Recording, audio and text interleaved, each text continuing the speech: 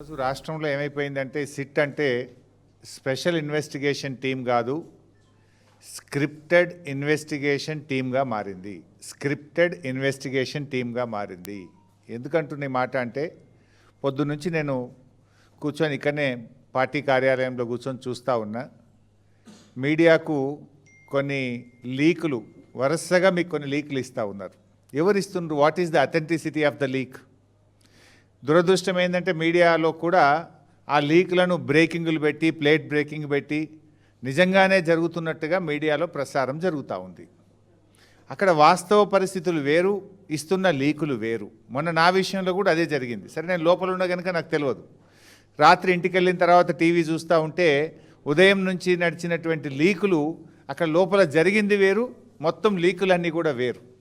వాస్తవానికి భిన్నంగా, వాస్తవానికి విరుద్ధంగా ఇవాళ లీకులు చేస్తూ ఉన్నారు. అంటే ఒక రకంగా ఇది రాజ్యాంగం మీద దాడి, వ్యక్తిత్వ హననానికి పాల్పడడం. రేపొద్దున బీఆర్ఎస్ ప్రభుత్వం వస్తుంది. ఈ లీకులన్నీ తప్పని తేలితే దానికి ఎవరు బాధ్యత వహించాలి? ఆ లీకులు చేసిన వాళ్ళ పరిస్థితి ఏంది? వాళ్ళు కూడా ఆలోచించుకోవాలి కదా. ఇవాళ మీడియాను తప్పుదో పట్టిస్తూ ఉన్నారు లీకులు ఇచ్చి.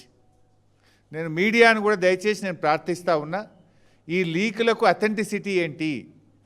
ఆ లీకులను ఏ రకంగా మీరు యథావిధంగా ప్రసారం చేస్తున్నారు? దయచేసి ఒక్కసారి వాటిని క్రాస్ చెక్ చేసుకోవాలని నేను కోరుతా ఉన్నా. నేను పోయొచ్చిన తర్వాత కూడా మీడియాలో చాలా వచ్చినాయి ఆ రోజు, నెక్స్ట్ డే పత్రికల్లో కూడా. అందులో 90% సత్యదూరమైందే.